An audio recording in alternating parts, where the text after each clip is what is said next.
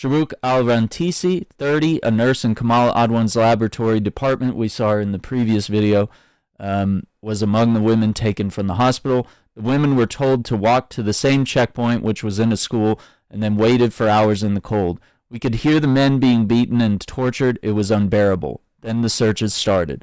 The soldiers were dragging the women by the head towards the search area, Al-Rantisi said. They shouted at us, demanding we remove our headscarves. Those who refused were beaten badly. The first girl called for searching was told to strip.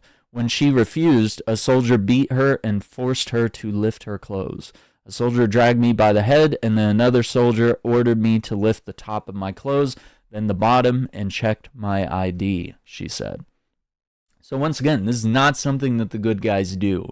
This is not how, modern day warfare or an army would treat even the enemies that they are fighting. You wouldn't do this type of treatment, especially to civilians. So, laboratory nurse, there you go. That's her. Abandoned patients. Al-Rantisi said the women were eventually taken, left at a roundabout, and told they could not go back to Beit Lahia. How could we leave and abandon the patients? None of us ever thought of leaving until we were forced to, she said on the phone. Israel assaulted the hospital for many weeks before the raid.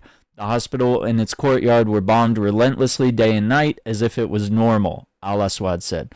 Quadcopters fired at anyone moving in the courtyard. They targeted generators and water tanks while medical staff were struggling to care for patients. Once again, it's all genocide. It's all planned. It's all pre-motivated. It's not, oops, we accidentally hit some civilians in this hospital. This is intentional targeting of civilian targets and hospitals, which are meant to be protected areas during wartime. Churches, hospitals, schools, shelters, places like this.